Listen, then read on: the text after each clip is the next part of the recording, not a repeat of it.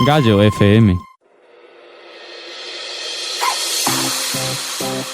No ponemos éxitos, nosotros los creamos. ¡Gallo FM! www.gallofm.es. La radio del Elías Cuenca Minera.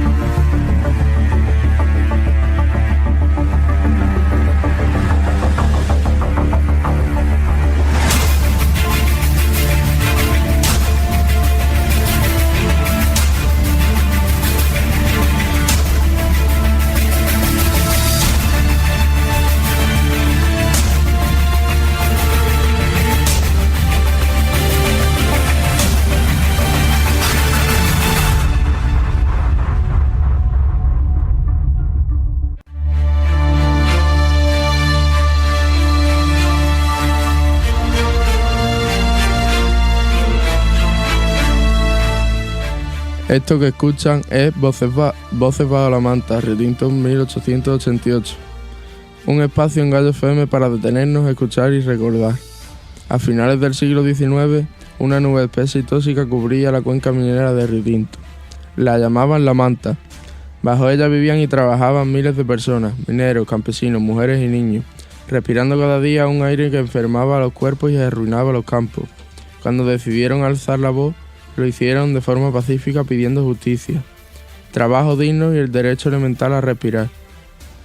El 4 de febrero de 1888, esas voces fueron acalladas a tiros.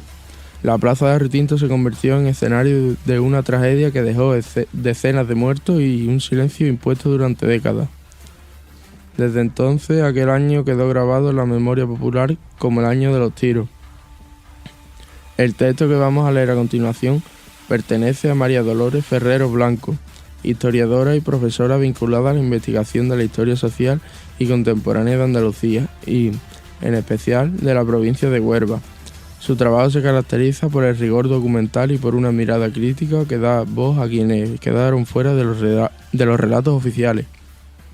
En este estudio, Ferrero Blanco analiza los sucesos de Río Tinto desde distintas fuentes y versiones, confrontando discursos y desmontando silencios, con el objetivo de acercarse a la verdad histórica de lo ocurrido.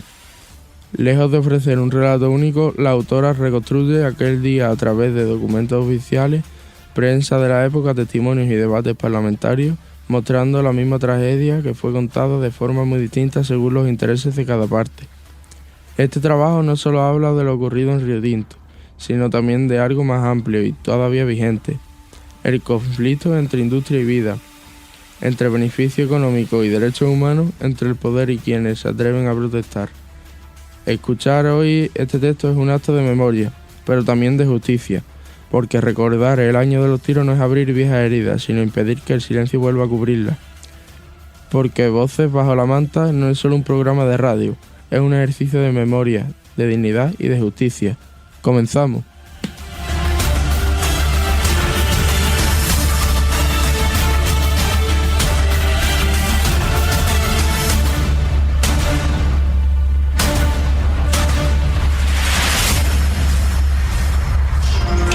Los humos llegaban algunos días a la sierra de Sevilla y al sur de Portugal, asolando cosechas, matando al ganado, envenenando a miles de personas en las colonizadas minas de Huelva.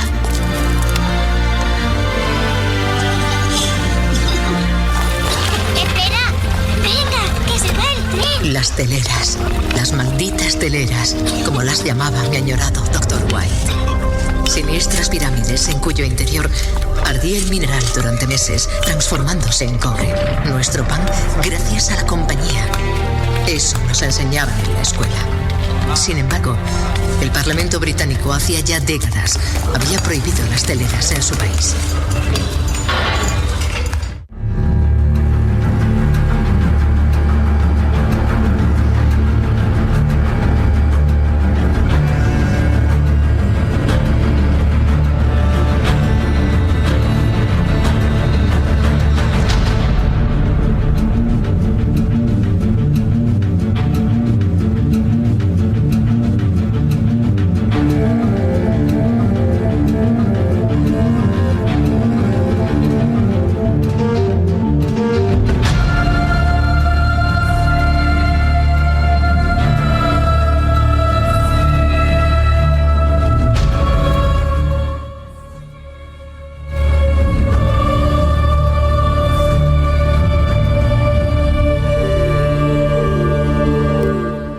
desde la venta de las minas de Río Tinto a los ingleses en 1873, que fue un capítulo rezagado, y de la desamortización, se utilizó como procedimiento para obtener el cobre, el denominado de cementación artificial o de la telera, también conocido como calcinación de minerales al aire libre. Consistía este método, ya empleado durante el periodo de la propiedad española de las minas y arrendamiento de los años de remisa, en colocar toneladas de mineral en grandes montones.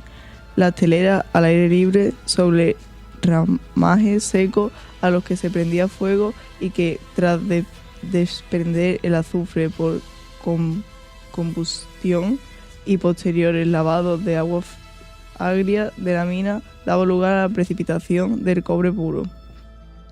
El desprendimiento de gases sulfosos que resultaba de esta operación llegó a ser de magnitudes impensables, lanzando al aire las teleras, que debían arder ininterrumpidamente de 6 a 12 meses al año, a 500 toneladas de gases tóxicos diariamente.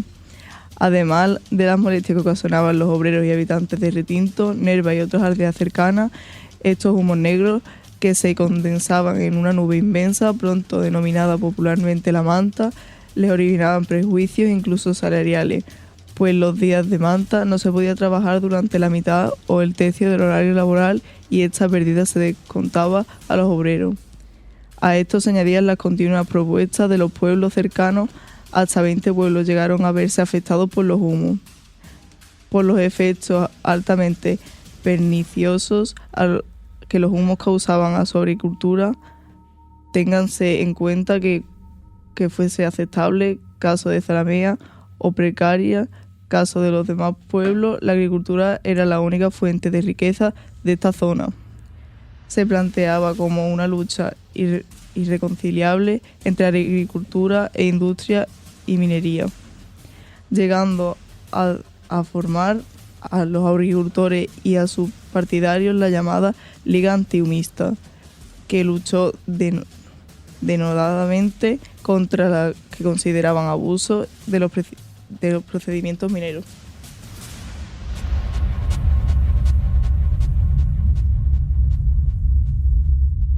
Cuando se apelaba a las inconveniencias del sistema y al deber de las empresas de emplear a otros, estas argumentaban instantáneamente que, dadas las condiciones del mineral de Río Tinto y la coyuntura internacional del cobre, no podían constatar a otro sistema de beneficio.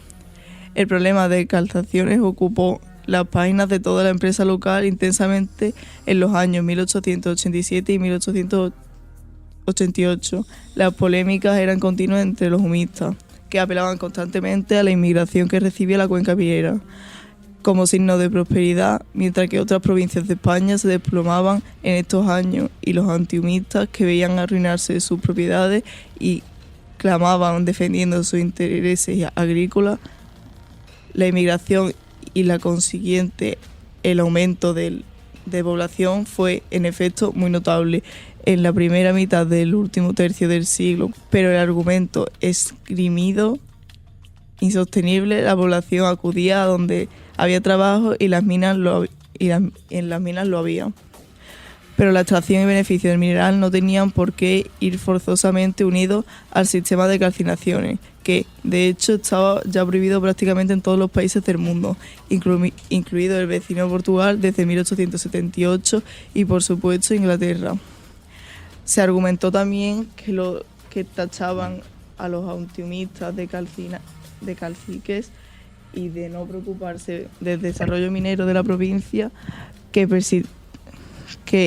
la persistencia de este método en Alvidaberg, Suecia, Roas, Noruega y Agordo, Italia, era una prueba de inocuidad,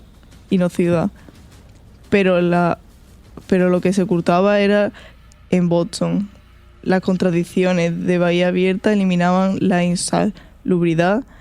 En los países nórdicos se practicaba en lugares muy poco poblados y utilizando solo una primera calcinación. En Río Tinto se llevaba a cabo 2 y en Agordo el volumen calcinado era infinitamente inferior al de Río Tinto.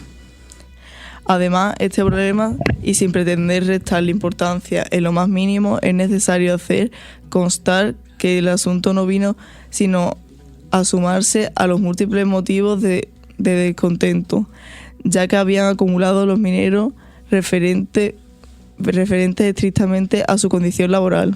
A los descuentos del salario por infinidad de motivos se unía el pago por su cuenta al médico de la empresa, la pérdida del pueblo del trabajo casi inmediata ante ausencia por cualquier causa, incluida enfermedad, peticiones de subida salariales y reajuste de salario según categoría.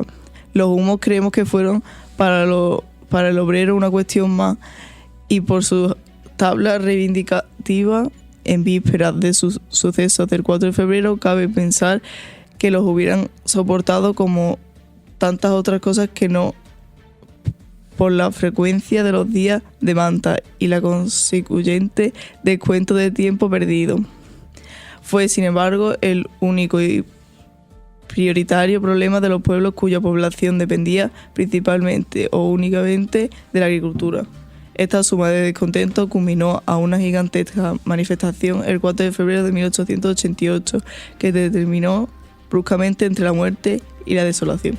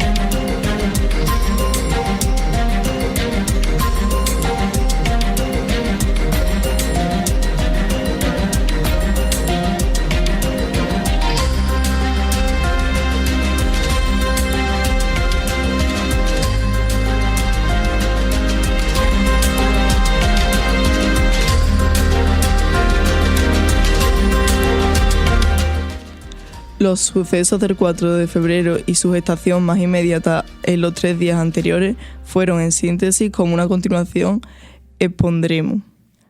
Vamos a atendernos estrictamente a los datos que coinciden en todas las versiones, sin valoración cualitativa alguna, para posteriormente entrar en los aspectos que discrepan las diferentes narraciones, en su distinto tono y su interpretación en suma. Desde el 1 de febrero es claro y rotundo que empieza la huelga de mineros y va aumentando hasta hacerse total en los días 2 y 3, en propuesta por las reivindicaciones que ya hemos expuesto anteriormente. Por su parte, los agricultores de los pueblos afectados por los humos, con Zalamea a la cabeza, también estaban preparándose para marchar sobre el Río Tinto y pedir la supresión de las calcinaciones y el final de los humos que arruinaban la agricultura. El día 4 ambas manifestaciones se encontraron en la entrada del Río Tinto y fueron a la plaza formando una sola y subiendo sus cabecillas. El alcalde de Zalamea, una terrateniente también de Zalamea, Lorenzo Serrano y Ordóñez, jefe de la Liga Antihumista, y Maximiliano Tornes, a parlamentar al ayuntamiento de Río Tinto, mientras los manifestantes, hombres, mujeres y niños esperaban abajo.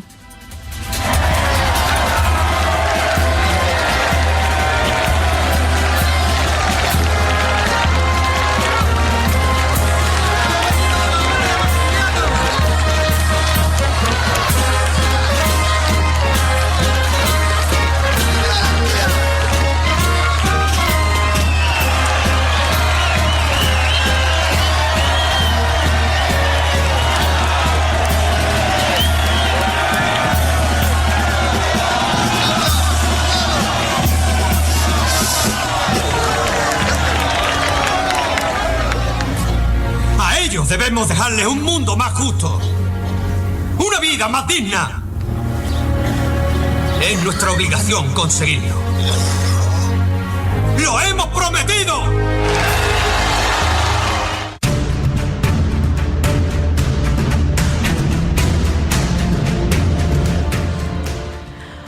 Maximiliano Torné había sido un revolucionario en la colonia española de Cuba, donde, hecho prisionero, se le devolvió a España y muy reconocido por sus compañeros anarquistas. Se le devolvió a Río Tinto como principal organizador de aquella zona. Consiguió trabajo en las minas y, después de otros trabajos, pasó a cronometrador, por lo que tenía que calcular los salarios de los trabajadores que cargaban vagonetas. Se le descubrieron errores en las cuentas, pero no se pudo probar nada. Más adelante se descubrió vendiendo ejemplares de periódicos revolucionarios a sus compañeros y se le detuvo, motivo por el cual se hizo un registro en su casa que sacó a la luz el importante desarrollo de la organización anarquista en las minas. Estuvo 2 meses en la prisión de Valverde, pero salió absuelto porque los periódicos que se vendían estaban impresos en Cádiz y Barcelona, y no podía ser ilegal dicha venta fuera del que fuese su contenido. Regresó a Río Tinto, donde sus compañeros hacían colectas para mantenerle y, aunque tenían prohibido la entrada en las minas, como ocupaba una casa, no era de la compañía, no era posible echarle del pueblo. Parece ser que por su mediación pudieron ponerse en contacto anarquistas, socialistas, jefes de la Liga, antihumistas, terratenientes y administradores con el Frente Común de Rechazo a las Calcinaciones. El día 4 de febrero, después de los disparos, se cuenta que se le vio salir, montar su caballo y huir, y no se supo más de él.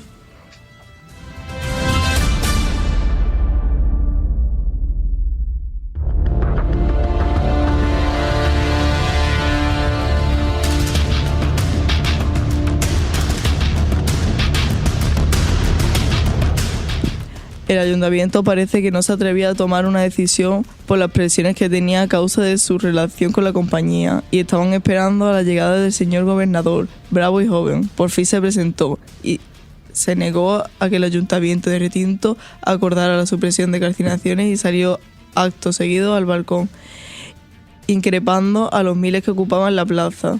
Salió tras el teniente coronel del regimiento de Pavia, que había llegado a Río Tinto ante la solicitud de refuerzo, ya que era escasa la Guardia Civil y el Ayuntamiento. Así lo había manifestado. Y en momentos después ocurrió lo inesperado. Se oyó una descarga sin que nadie supiera a dicha cierta quién había dado la orden de fuego.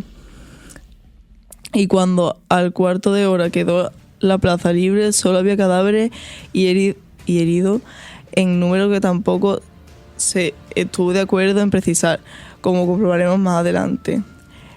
El pánico ante lo sucedido y el recuerdo trágico que el tiempo no ha borrado el Río Tinto ha hecho tristemente celebre ese año de 1888, llamándolo en toda la comarca aún ahora el año de los tiros. Analizamos a continuación los aspectos contenidos en las distintas versiones de los hechos e iremos viendo esas diferencias de las cuales hablamos y su procedencia. Podemos detenernos en los siguientes puntos: carácter de manifestación, actuación del gobernador, señor bravo y joven, el ayuntamiento de Río Tinto y características de sus miembros, actuación de las compañías de regimientos de Pavia y desenlace en la plaza de Río Tinto, actuación de la Guardia Civil. Carácter de la manifestación. El carácter de la manifestación, en la mayoría de informaciones que tenemos, dice que fue pacífico, festivo, hasta con bandas de música, y que era una masa de hombres, mujeres y niños confiados que no suponían sino que se les asistía a la razón. Alguna versión habla, en cambio, del carácter agresivo, de alteración del orden. Veamos. En la llamada carta de un amigo imparcial a la provincia dice: pretender que aquello de Zalamea si no era una manifestación pacífica es desconocer la monstruosa violencia que intentó ese municipio. Disfrazar lo ocurrido es proceder de mala fe, lo que es, después de todo, completamente estéril, ya que puede comprobarse si se publica en telegrama que el alcalde de Zalamea puso al gobernador de Huelva y al señor jefe de tráfico de Buitrón. También de viva voz nos lo manifestaron así el señor alcalde, Lorenzo Serrano y otros que aseguraron venir al estrado y que afirmaron no poder contener aquellas masas desbordadas y mostrarse víctimas de ellas e imponentes para contenerlas. En un segundo artículo de La Provincia se publica el telegrama al que se le alude más arriba, que procede del alcalde de Zalamea y está dirigido al señor gobernador. Invadidas las casas consistoriales por el pueblo, ayuntamiento en sesión permanente, no puede contener las masas y esta obligan por la fuerza a las autoridades se pongan a la cabeza del movimiento para ir a las minas a destruir teleras. Revuelta rápidamente del conflicto. En estos dos artículos se nos muestra la versión completa de La Provincia que iremos observando en adelante. Sea cual sea el aspecto que trate, siempre está en contra de los pueblos y defendiendo la postura de la Compañía de Río Tinto. David Avery sostiene que cuando se unieron en la entrada de Río Tinto las dos manifestaciones y, llegados a la plaza, la comisión empezó a parlamentar cerca de una hora. La muchedumbre, fuera de la impacientados, empezaron a abuchear y se lanzaron algunas piedras. La versión de José Nogales en la coalición republicana 7 de 1888 es la primera, claramente a favor de los manifestantes. Salen de Zalamea el día 4 a las 10 de la mañana, invitando a las autoridades para que formasen parte de la comisión que habría que representar ante el municipio de Río Tinto. Se pusieron en marcha un número incalculable de hombres, mujeres y niños. Puede decirse que en Zalamea no quedaron más de 100 personas y estas por enfermedad o atenciones perentorias que a ellos las obligaba. Era un espectáculo en alto grado conmovedor el que representaba aquella muchedumbre que, ordenada y pacíficamente, atravesaba los caminos de la sierra en peregrinación para exponer sus quejas y hacer evidente su ruina demandando un acuerdo. Nadie llevaba armas, ¿para qué? Iban a pedir como prueba intenciones lleva a sus mujeres y hijos. Si su actitud y propósito hubieran sido amenazadores, no habrían puesto ante las balas desoladas a ellos inocentes seres. Entraron en esa población a gritos de «¡Viva la agricultura! ¡Abajo los humos! ¡Viva el orden público!».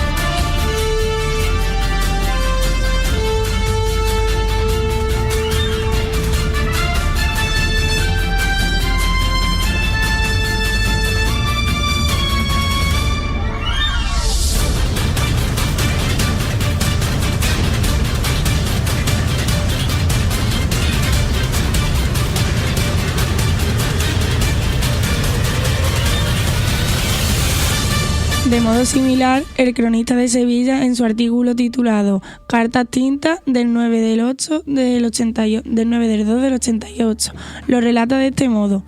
Amaneció el día de la hecatombe y a los huelguistas de Río Tinto se unió otra manifestación de Nerva y otras aldeas que traían banderas blancas y el lema «Viva el orden público». También reformas en el trabajo y solo pedimos justicia. Se encontraron con otra de Zalamea imponente que traía una bandera nacional y el lema «Abajo los humos» y una bandera de música. Si nos atenemos al discurso de Romero Robledo, En el Parlamento, el 17 del 2 del 88, observamos una continuidad en la línea de defensa de los pueblos y en contra de la versión de la provincia. El día 4 de febrero la manifestación recorrió las calles de Zalamea, excitando a los vecinos que se asociaban a ella como se asoció el ayuntamiento. Puesto el alcalde, el ayuntamiento en pleno y los mayores contribuyentes a la cabeza, acompañados de música y dejando toda clase de armas, llevando solo los enfermos algunos palos para apoyarse y marchando montados en caballería los de edad más avanzada. Se dirigieron a Minas de Riotinto.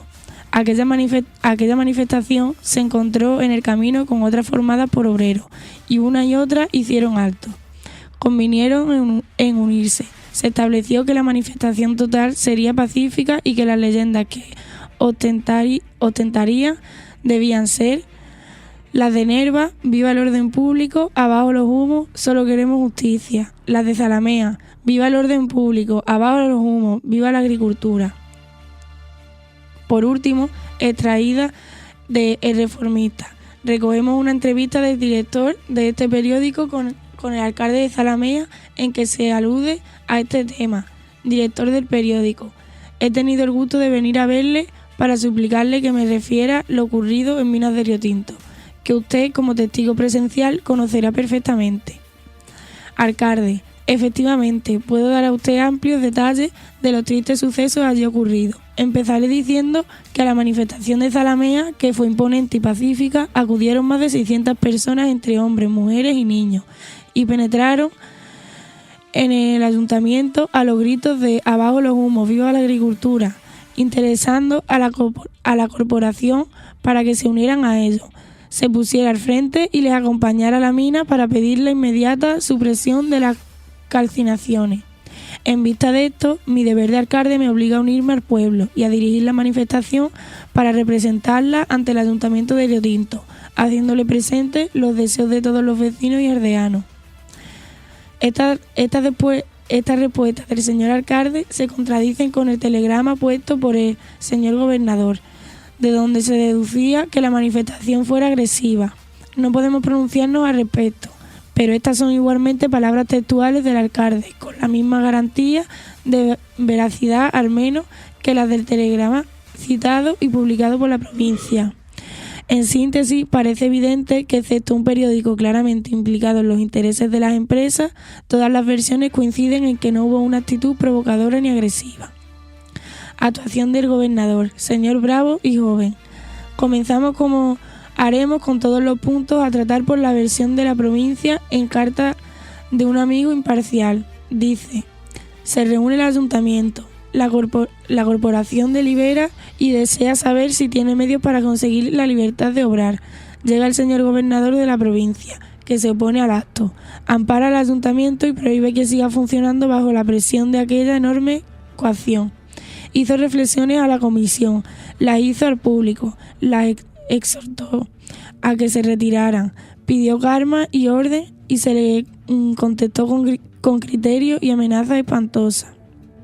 Según Avery, el relato similar al anterior, desde el día 1 en que se presentan al trabajo unos 30 obreros, el teniente de la Guardia Civil de Riotinto informó al gobernador de Huelva por telegrama y este dio inmediatamente órdenes de que los refuerzos que se habían pedido por Riotinto volvieran a sus lugares de destino. El día 3, el jefe de la Guardia Civil de Riotinto informó de nuevo al gobernador y le insistió en que no podían seguir sin ayuda. El señor gobernador se negó a enviar refuerzos y en protesta, a las 12:30 de ese día, el alcalde y todos los concejales de Riotinto dimitieron. El gobernador por telegrama rechazó su dimisión y les ordenó que se quedasen en sus puestos.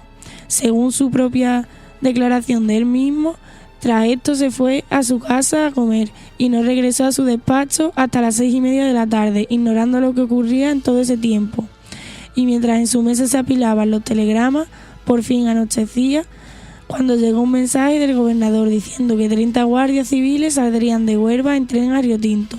También informó de que había dado órdenes de que prepararan para el mismo viaje un escuadrón de caballería y de que había pedido al gobernador de Sevilla que enviase soldados. El día 4, en Riotinto se volvieron a enviar telegramas al gobernador con las noticias de que los pueblos cercanos preparaban una marcha aquel día sobre la mina. El gobernador contestó que iba personalmente. A las 3:30, con la muchedumbre agolpada en la plaza, llegó el gobernador con los soldados.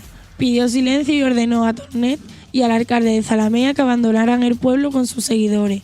Se asomó al balcón y a la muchedumbre, que se había alborotado.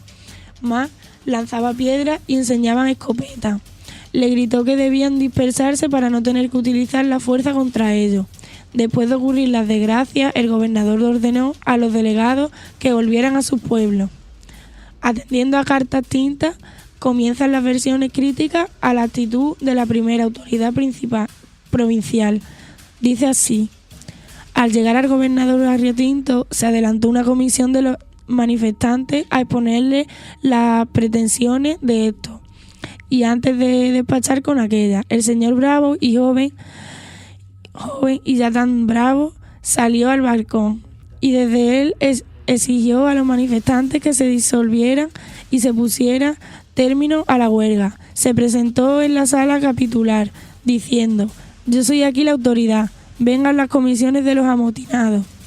Lo recibió con imprudente destemplanza y les dijo que el ayuntamiento no deliberaría porque él así lo ordenaba, que no prohibiría las calcinaciones y que si por casualidad las hubiese prohibido antes de su llegada, el que podía hacerlo revocaría el acuerdo inmediatamente. Respecto a la manifestación, el gobernador les dijo que la prohibición de las calcinaciones no podía decretarse por estar pendiente de la resolución del gobierno y que venía dispuesto a mantener el orden en toda costa. Después del desastre de las descargas, la comisión pidió al gobernador cuenta del proceder tan bárbaro de las Fuerzas Armadas y dicen que, un tanto preocupado, replicó: más pierdo yo que ustedes, porque probablemente esto me costará el destino. Esto exasperó los ánimos de la comisión, que le contestó que podía contar su destino como los de menos porque estaban dispuestos a exigir responsabilidades criminales. No tengo ni que decir que la versión oficial es para todos una farsa mal perpetrada aquí el gobernador y aumentada y corregida en Madrid, que el pueblo acometió a las tropas, que disparó contra ella, que incendió cartuchos de dinamita, que ha habido soldados heridos y hasta que ha habido muertos con perdigones, lo que probaría que el pueblo se tiroteó a sí mismo. Son todos expedientes a que el señor gobernador ha recurrido para conservar su nómina. Dícese por todo el mundo y dando pelos y señales que las empresas tienen subvencionado con doble sueldo a los gobernadores y que merced a esto lo tienen a su devolución. José Nogales, en su artículo Los sucesos de Riotinto, de Coalición Republicana, escribe: cuando llegó el gobernador se reunió la corporación bajo la presidencia del señor Bravo y Joven. Parece que dicho señor se mostró bastante agrio y efectivamente bravo. Dijo que mantendría el orden, que en nada se había turbado, con la fuerza de que disponía, que si el ayuntamiento tomaba el acuerdo prohibitivo de las calcinaciones, él lo revocaría en el acto, como ya había revocado el de Alonso.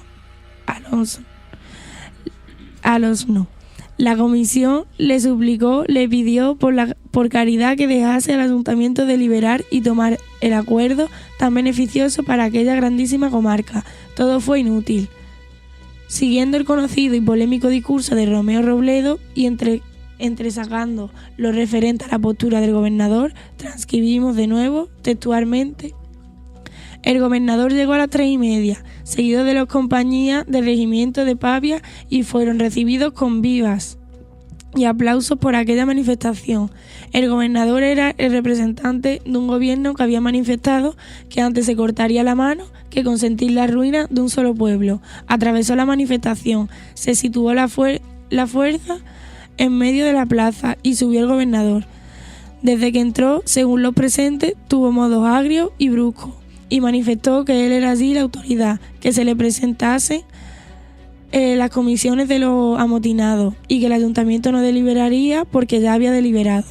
Añadió que si prohibía las calcinaciones, él revocaría el acuerdo, como lo había hecho en Alonsino. Por muy distintos conductos, se afirma que el gobernador llegó allí en son de guerra, poco complaciente y desde luego quitando esperanza a la comisión.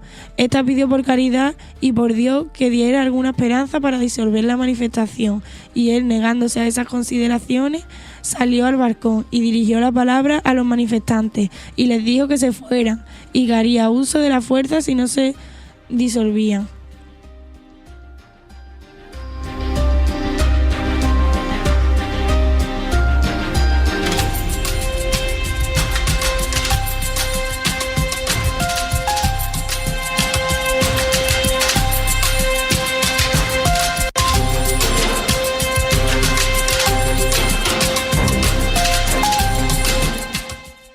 Al recién llegado nuevo director de las minas, William Rich, las reivindicaciones de los mineros le parecieron de todo punto inaceptables. Y estalla la huelga. Miles de personas demandan mejoras laborales y fundamentalmente el fin de la calcinación al aire libre, algo que en Inglaterra el Parlamento, al tanto de su peligrosidad, había prohibido ya en 1864, pero que en Río Tinto y 24 años después, la compañía seguía practicando. 3 días después del inicio de la huelga, una impresionante riada humana dirigida y encabezada por Tornet desembocará en la multitudinaria manifestación del sábado 4 de febrero de 1888. La cita es en la Plaza de la Constitución de Río Tinto. Los manifestantes procedían de toda la provincia y las calles quedaron tomadas por más de 10.000 personas que se concentraban en un ambiente festivo. Había pancartas en las que podía leerse «Abajo los humos, viva la agricultura». No eran conscientes de que reclamar una más digna forma de vida se entendería como un acto subversivo e ilegal. Esa mañana del sábado 4 de febrero, miles de personas llegadas desde toda la comarca se unieron a los mineros en un grito pacífico y unánime.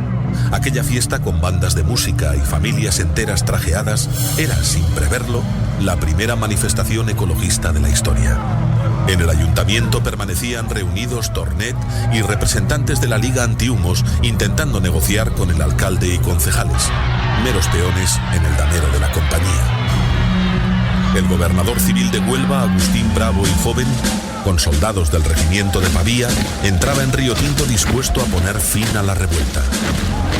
En la Plaza de la Constitución, la tropa se despliega ante la indefensa multitud. El rumor expectante de la plaza se quiebra con la orden de fuego. Los soldados disparan. 1, 2, 3 descargas a bocajarro. Luego, arremeten contra los manifestantes con las bayonetas. Un número indeterminado de inocentes, hombres, mujeres, ancianos, niños, fueron asesinados en una cruel masacre. Y la fatídica fecha se conoció desde entonces como el Año de los Tiros. Estos hechos fueron silenciados entre los habitantes del pueblo y ocultados oficialmente a la historia. Jamás se conoció el número exacto de muertos, hombres, mujeres, niños. Pero la fecha quedó fijada en la memoria colectiva de los supervivientes y transmitida de generación en generación.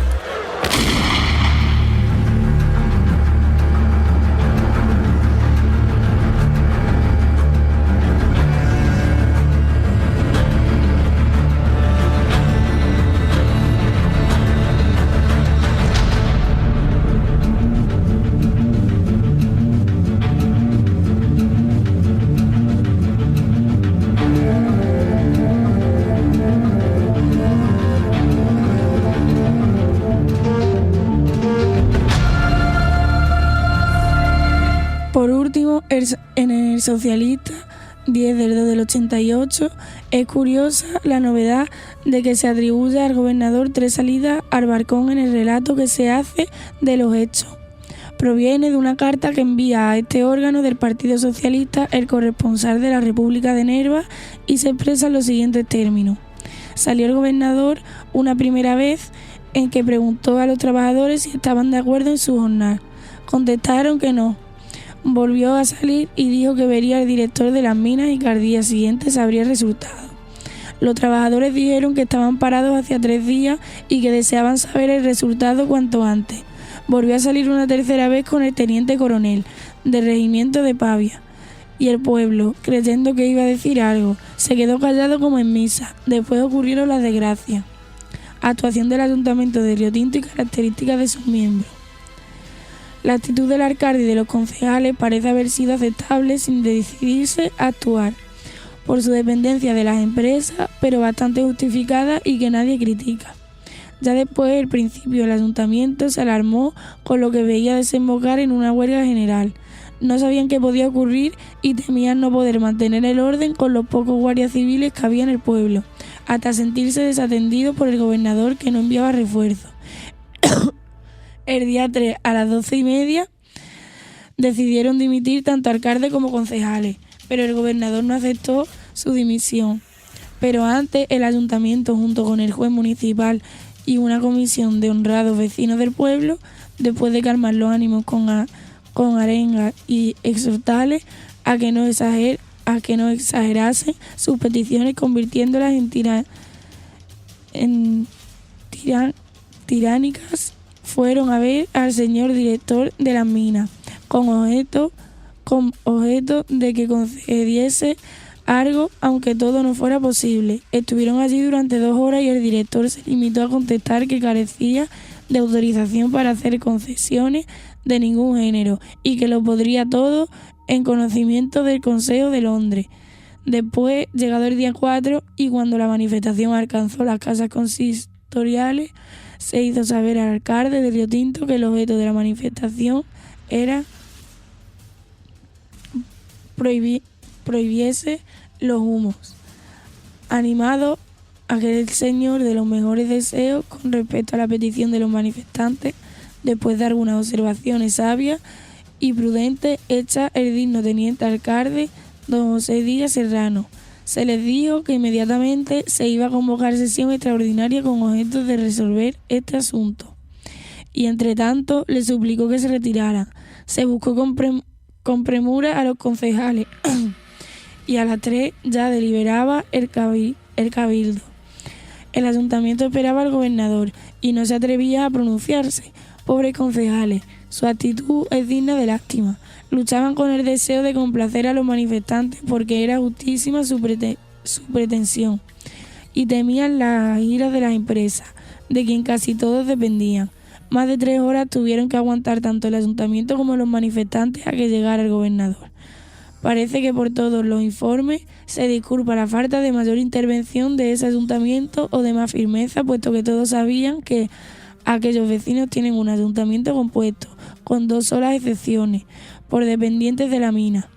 El alcalde capataz, el teniente de alcalde, jefe de estadísticas de otra mina y todos los concejales, a excepción de 2, son dependientes en uno u otro grado de ella. Actuación de las compañías del regimiento de Pavia y desenlace en la plaza de Riotinto. Es en este punto quizá donde más difieren las versiones, posiblemente porque todo lo anterior no ha sido más que el marco en el que se desarrollan los acontecimientos que, en definitiva, vamos ahora a empezar a tratar. El hecho de que participación tuvieron en la matanza de las compañías de Pavia, en cuanto a responsabilidades no propias del soldado, o el protagonismo o absentismo del teniente coronel que las dirigía, o la responsabilidad igualmente del gobernador, no quedaron nunca claras, pero ya hemos visto, incluso en los antecedentes, cuál es la opinión mayoritaria de las fuentes que hemos podido recoger respecto a su actitud en general. El número de muertos disminuye o aumenta según la versión que contemplamos, pero también coincide con la tónica de los aspectos anteriormente tratados, en ser minimizada por los adeptos a las empresas, así como en ver una actitud belicosa o pasiva y expectante en las masas que esperaban en la plaza. Solo en un punto, como veremos, están todos de acuerdo en alabar la actitud de la Guardia Civil, que debió ser claramente humanitaria y solidaria, de los habitantes de los pueblos y que trató de amortiguar lo que pudo el inesperado desenlace. Pasamos a continuación a exponer las distintas versiones, comenzando en el mismo orden, de más adeptos a la compañía a menos o a críticos rotundos de la misma.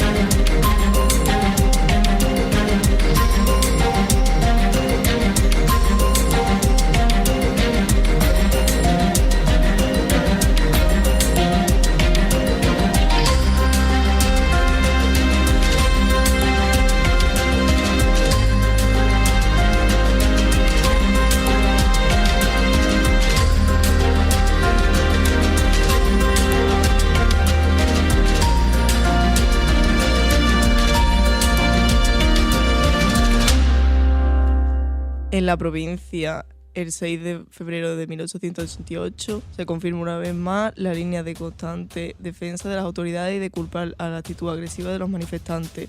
En este texto, después del señor gobernador, exhortó a los manifestantes a que se retirasen. Otro tanto hizo el jefe de la compañía de Pavia, que se esforzaba por imponer el orden y conseguir que se retirase pacíficamente.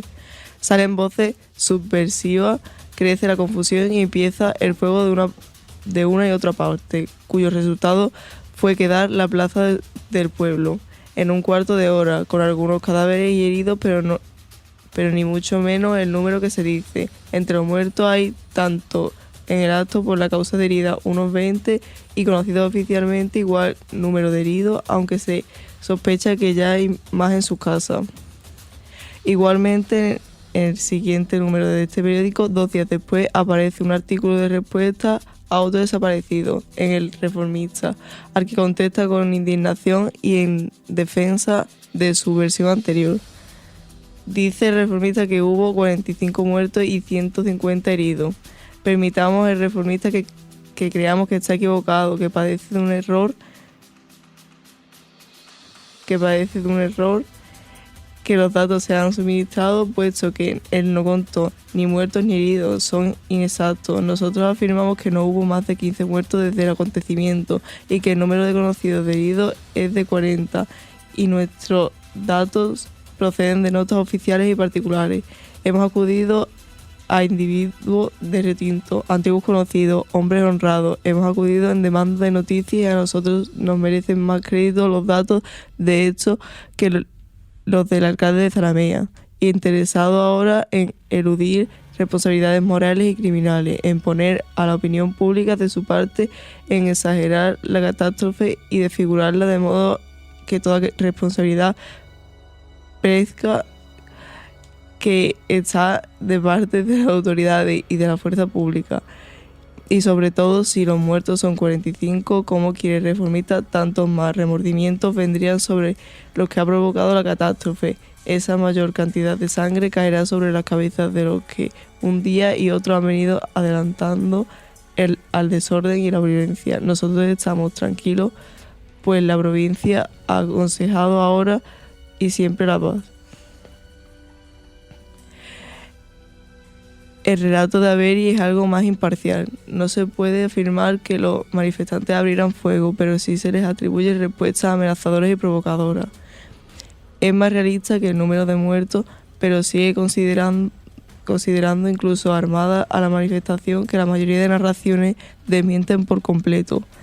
Su descripción de lo ocurrido es la siguiente. Después de que el gobernador se asomó al balcón cuando la muchedumbre, que se había alborotado más, lanzaba piedras y enseñaba escopeta, le gritó que había que dispersarse y así no tendría que utilizar la fuerza contra ellos. El teniente coronel del regimiento de Pavia abajo repitió las órdenes diciendo: si no se dispersan pacíficamente, mis hombres restaurarán el orden de las fuerzas armadas. Inmediatamente salió una voz de una ventana y dijo: nosotros también tenemos armas, fuego. Lo que ocurrió a continuación es confuso. Algunos manifestantes declararon que los soldados abrieron fuego sin recibir órdenes, otro que el jefe que les mandaba había dado la orden de fuego. Este juró que no lo había hecho, pero dijo que sus hombres habían confundido la voz de la ventana con la suya. En cualquier caso, de la primera fila del regimiento de Pavia se arrodilló y disparó contra la masa de gente de la plaza, mientras que la segunda se mantuvo de pie y lo hizo por encima de las cabezas de su compañero. La muchedumbre salió huyendo por las calles laterales y la plaza se quedó vacía, excepto por los 48 muertos y heridos, y hasta los bancos de hierro forjado, arrancados o rotos, quedaron marcados por el empuje de los cuerpos al salir. En la plaza de situación inicial fue 13 muertos, 35 con herida de bala, un niño de 5 años y un bebé de 1 año. Pero los 48 muertos y heridos representaban solo una pequeña porción de las bajas totales. Muchos heridos graves fueron sacados de la plaza y calles laterales por amigos y familiares, temerosos y de abandonarlos allí ante el riesgo de la que fueran detenidos o se toman en represalias contra sus familiares. También se supone que, sin recibir tratamiento médico, por ese temor debió fallecer un buen número de ellos. Se ocultaron furtivamente cuerpos en las escombreras que rodeaban las minas, pues no se podía ser enterrado en el cementerio, ya que los sacerdotes solo podían hacerlo conociendo su identidad y no se conocía de la mayoría. El resto de las versiones de este aspecto central del asunto, que fueron los hechos de la Plaza de Retinto, son más dramáticas, con un tono de acusación claro hacia las autoridades y dando más detalles del desastre que desencadenó.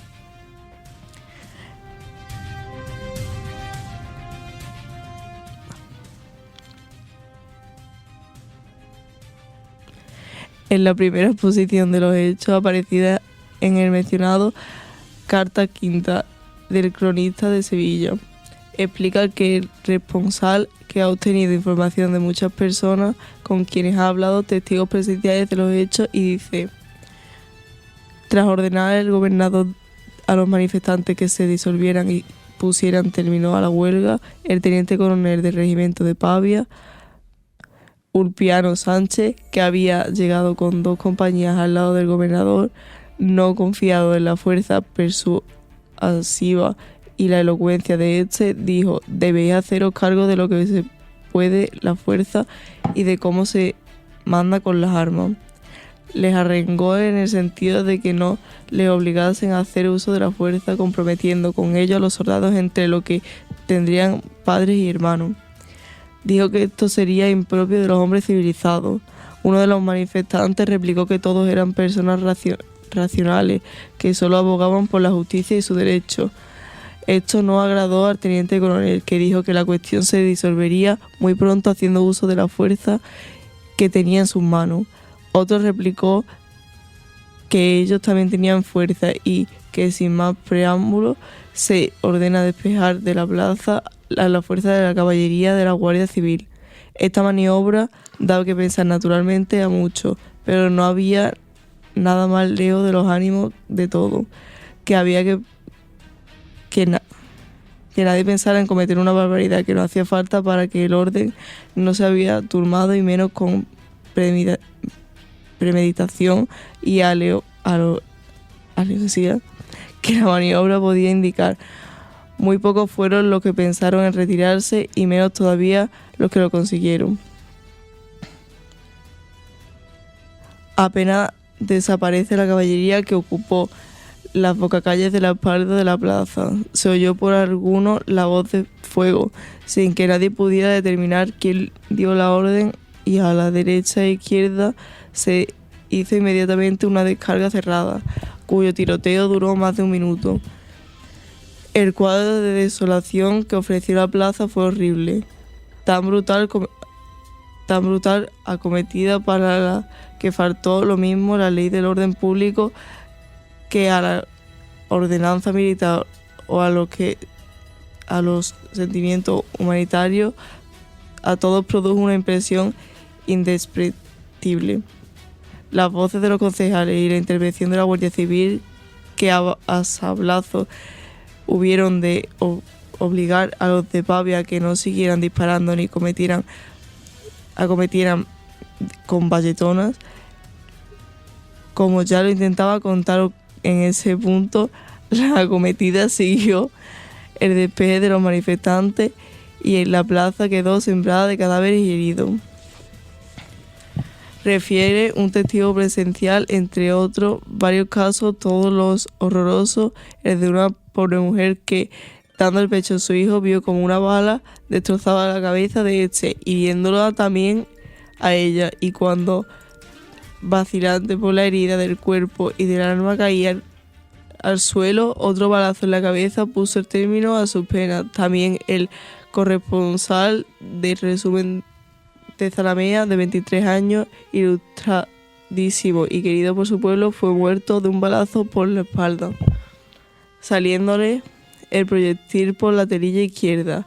Y de hecho otros barrios que verdaderamente pueden llamarse asesinatos, en la comisión de los cuales se había visto la troma, mostrando una hazaña increíble, porque despejada ya la plaza y cuando solo quedaban en ella cadáveres heridos y algunos rezagados por el miedo u otras circunstancias, todavía dispararon varias veces, dando muerte a algunos. El año de los tiros marcó trágicamente la vida y recuerdos de varias generaciones en la historia de Río Tinto y de Huelva. El destino de los cadáveres se había convertido con el paso del tiempo en una leyenda. Quemados, enterrados en una fosa de escoria mineral, según otros fueron transportados a la costa y arrojados al fondo del mar.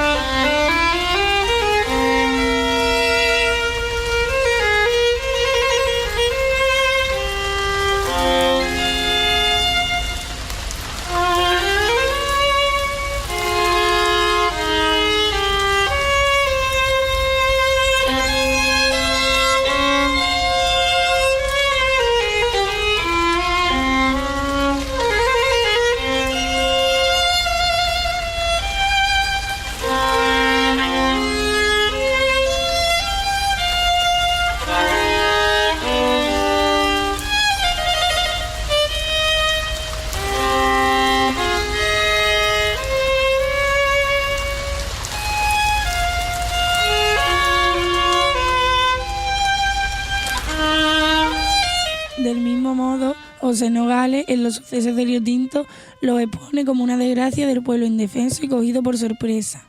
Este es su relato. De repente pasó una cosa inesperada, cruel, inaudita. La pluma no tiene poder para dar idea de esa monstruosidad, cuando con más alegría y confianza se hallaban los manifestantes apiñados en número superior a 12.000. En las estrechas calles adyacentes y plaza mandaron retirar la caballería del sitio que ocupaba, y acto seguido una descarga cerrada inmensa cuyos proyectiles barrieron aquella masa humana. puso en fuga desordenada a la multitud, que dejó muchos cadáveres y heridos en el suelo, y se atropelló por las calles lanzando gritos de pavor y de violencia y de violenta ira. ¿Quién dio la orden de fuego? Hasta ahora no se sabe. ¿Fue el gobernador? ¿Fue el jefe militar? Con el testimonio de centenares de personas que presenciaron el hecho, podemos afirmar que los manifestantes no profirieron ni un grito subversivo, ni salió de ello una provocación, ni un acto que molestase a la tropa ni a las autoridades. Se habló en principio, según versiones oficiales, de disparos hechos por los manifestantes, de piedras lanzadas, de cartuchos de dinamita inflados. Quien diga tal, miente. ¿Y para qué desmentirlo? Vendrán, si es preciso, todas cuantas personas vieron aquello que no calificamos. Hay que descartar ya toda clase de fantasía. Quédense los tiros, pedradas y cartuchos inflamados de dinamita para las columnas autorizadas e imparciales de la provincia. Si hubiera estallado algún cartucho de dinamita, ¿qué habría ocurrido en las apretadas filas de aquella manifestación? El número de muertos no se conoce todavía, pues mientras partes oficiales lo reducen a 15, informes particulares nos hacen pensar en más del doble. Según el Socialista, 10 del 2 del 88, el teniente coronel del regimiento de Pavia acompañaba al señor gobernador en su tercera salida al balcón, y entonces los soldados de Pavia, como obedeciendo a una seña, formaron cuadros y rompieron un fuego a boca de jarro, tan terrible que se sabe que han muerto más de 50, entre ellos una mujer con un niño de pecho en brazos y 2 o 3 de 4 años. En la mina no caben los heridos. De Nerva han muerto 3 y hay 17 graves. En Naya dicen que hay 21, de otros puntos no sé. Carta al socialista del corresponsal de la República de Nerva.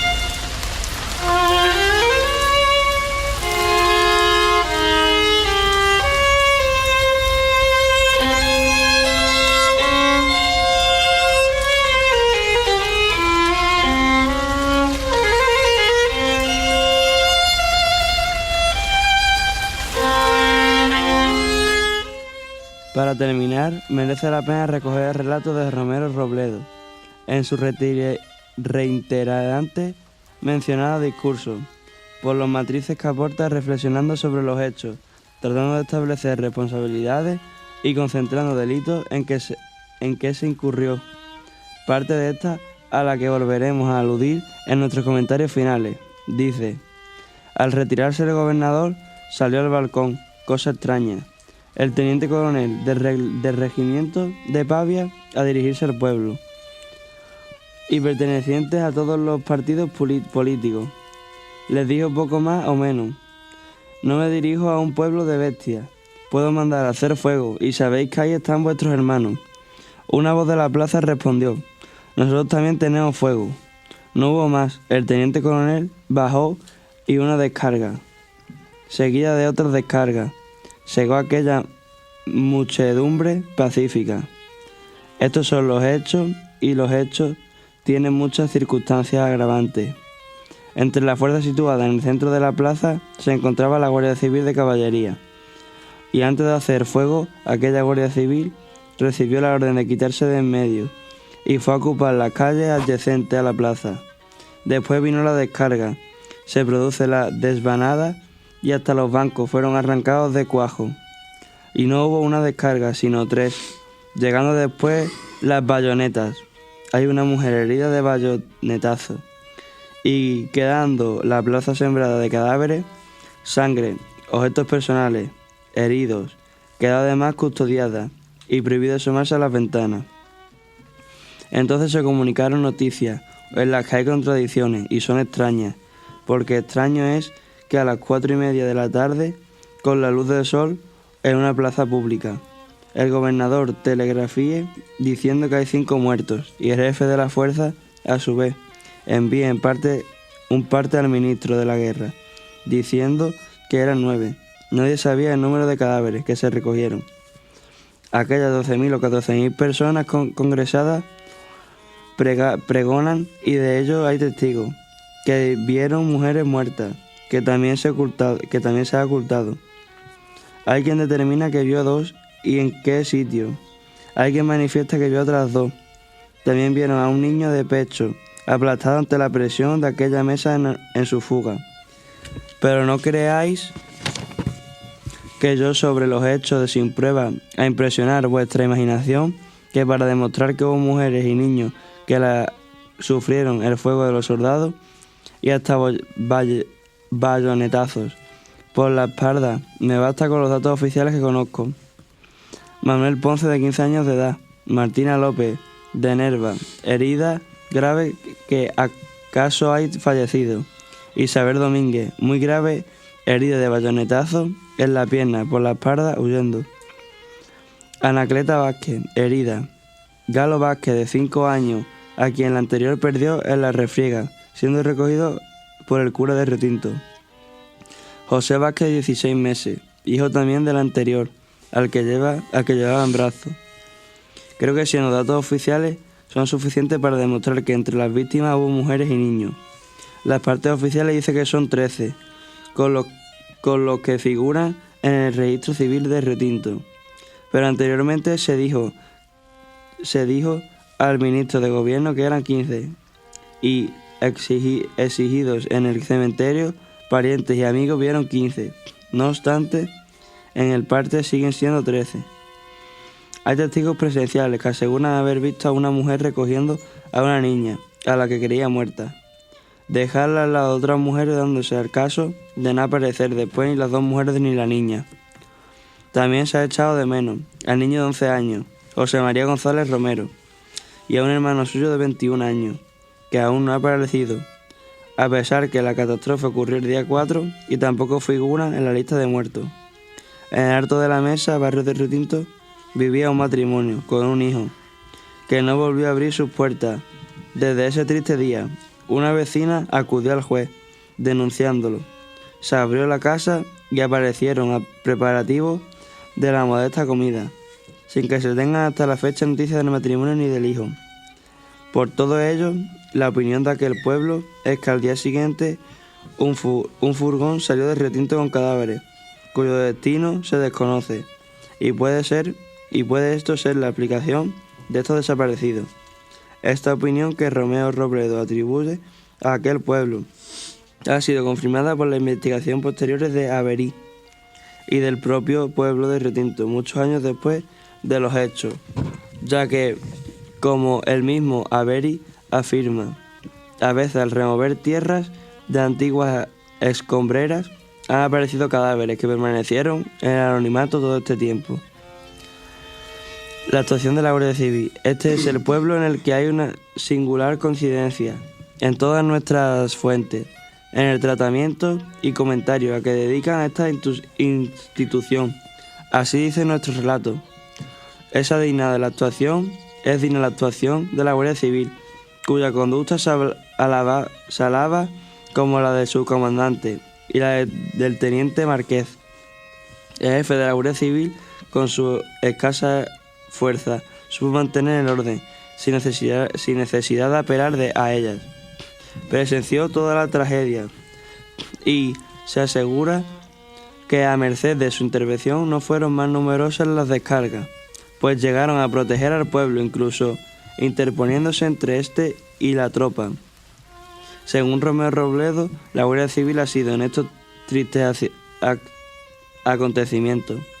El Instituto Benéfico y Protector, para la cual no hay en toda la provincia de Huelva y en toda España más que bendiciones y aplausos por la manera en que se condujo esa Guardia Civil, de quien los pueblos agradecidos cuentan en su obsequio, que amparaba furtivamente a los heridos. La Guardia Civil, que debió creer que se había dado órdenes de fuego y, no pudiendo desobedecerles, levantaban las bocas de los fusiles y disparaban al aire.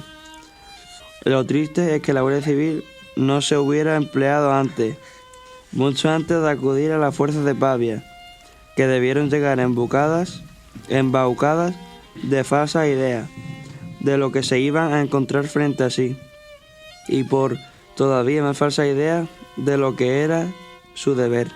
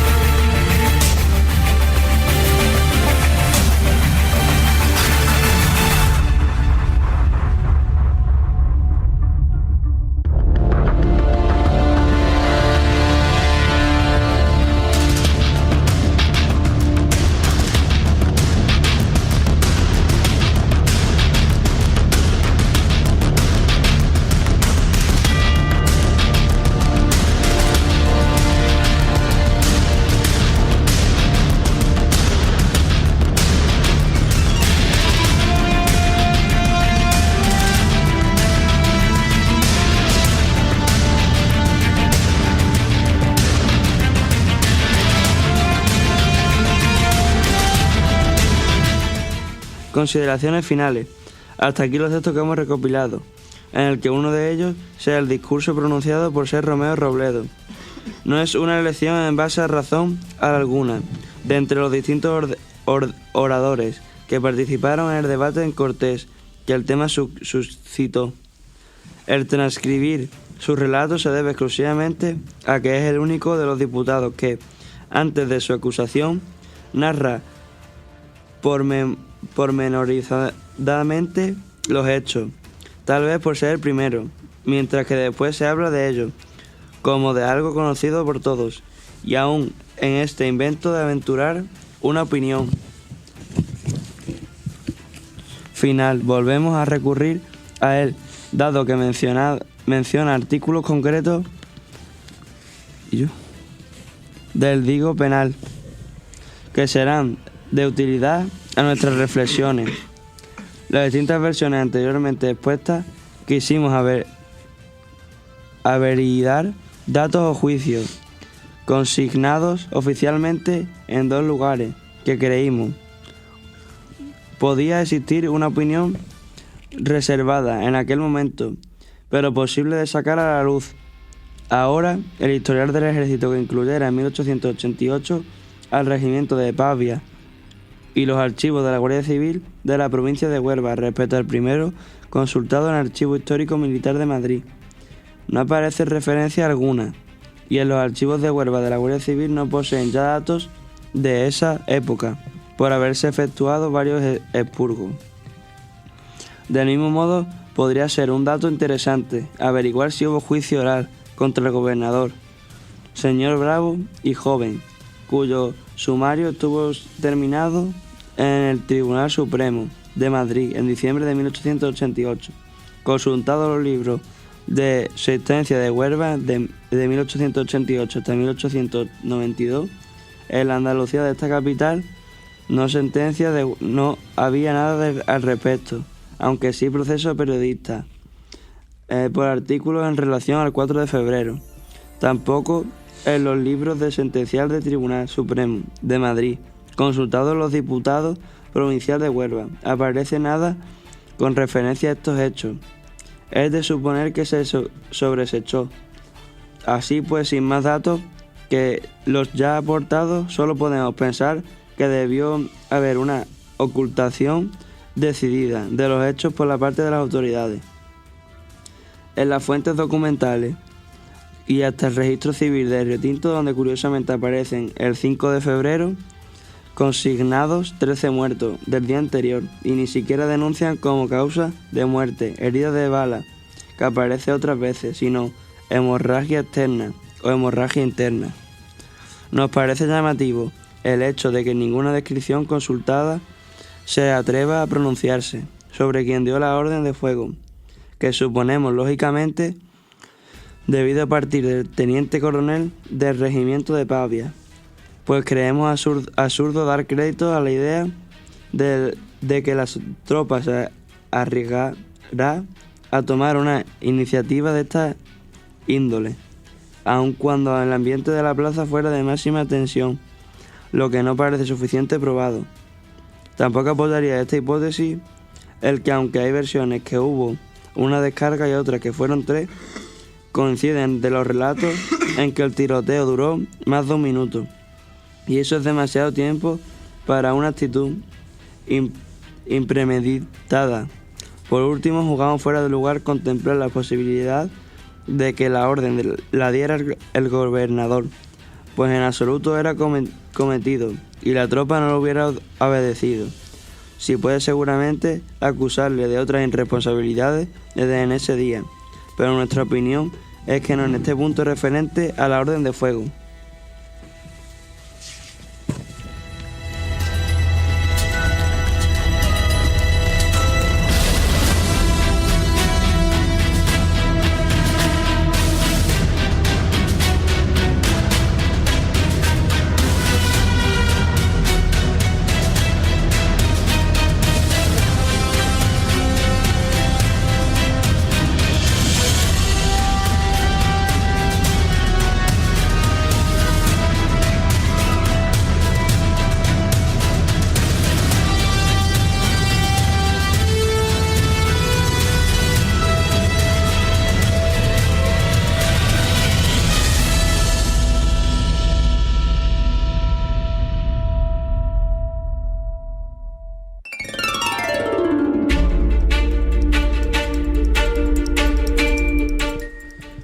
Fuera como fuese, todo el proceder de esa tarde en la plaza fue anómalo y se incurrió en muchas ilegalidades.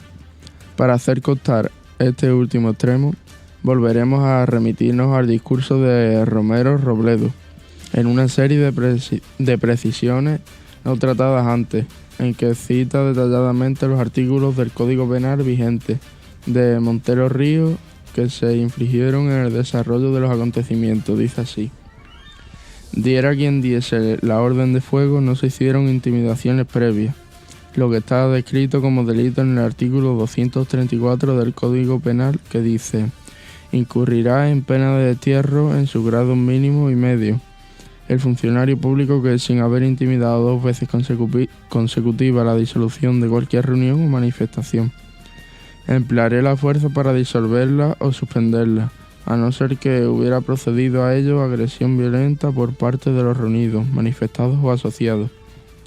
Si el empleo de fuerza hubiera dado lugar a lesiones leves, la pena sería de destierro en los grados medios y máximo y multa. Si las lesiones fueran graves, la pena sería de confinamiento, en su grado mínimo y medio y multa de 50 a 5.000 puntos.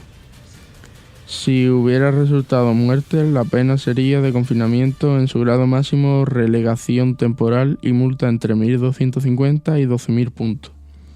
Respecto al hecho de que no se detuviera al gobernador, que era testigo cuando, si se encuentra un cadáver en una casa y la habitación de al lado está ocupada por alguna persona, lo primero que se hace es detenerla. Ha constituido una infracción del artículo 234. En cambio, si fueron detenidos algunos manifestantes, de lo que tampoco hemos encontrado referencia alguna en los libros de sentencia, por el hecho de haber prohibido acercarse a los cadáveres y ordenado cerrar puertas y ventanas en lugar de identificar a los cadáveres hacer constar su posición, circunstancias de muerte, etc. Se han violado los artículos 326, 327 y 335. Lejos de proceder de este modo, no se permitió acercarse a nadie y se escondieron los cadáveres por muchos familiares sin aclaración ninguna. Pese a todo esto, no conocemos más cambios de destino o circunstancias de los presuntos responsables que la sustitución del señor Bravo y Joven por el señor La Paliza, pero como vimos, ni siquiera debía haber juicio oral. El regimiento de Pavía continuó en el pueblo, que se consideró que debía quedar ocupado, y tenemos múltiples testimonios de lamentaciones de los vecinos ante esta penosa situación, pidiendo al menos que, si se consideraba preciso que hubiera allí fuerza, cambiaran las existentes. Esto, sin embargo, no se atendió hasta días después del primer aniversario, ya que en 1889, sustituyéndolas por otras de Granada, los vecinos manifestaron entonces que se agradece el cambio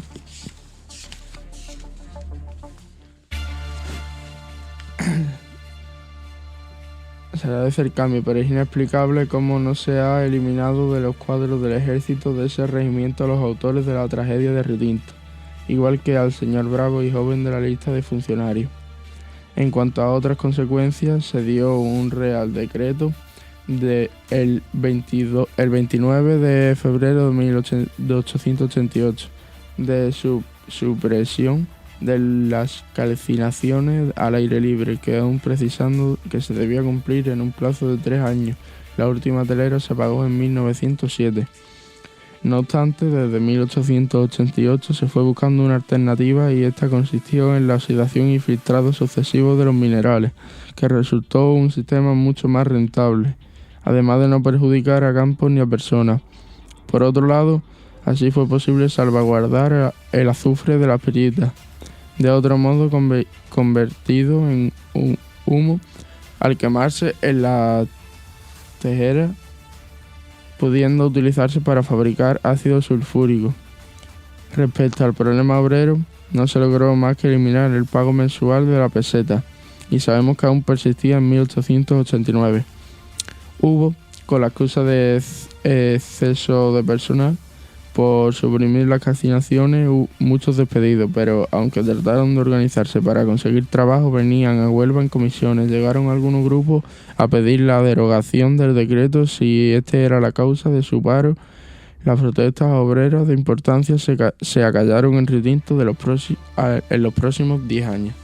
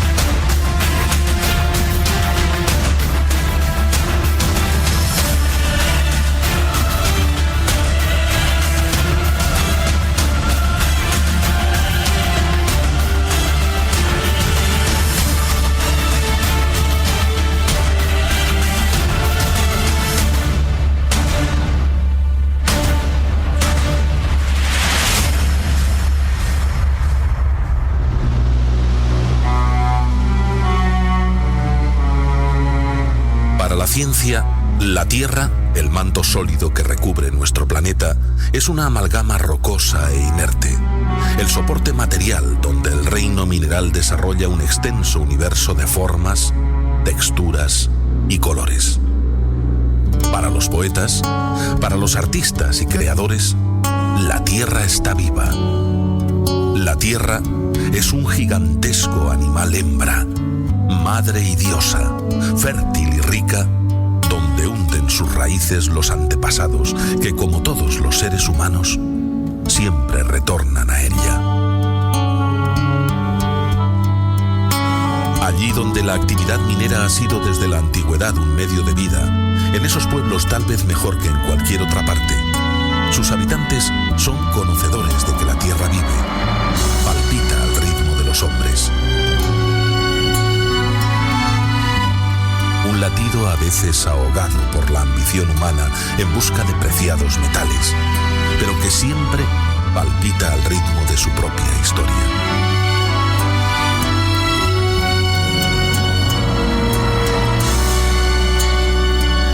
Esta es la historia de un gigantesco agujero, excavado en la tierra por los hombres durante siglos. La historia de un pueblo minero. Una historia de lágrimas y sangre, de desafíos y pasiones, de sueños e insomnios. Un viaje con retorno al corazón de la tierra.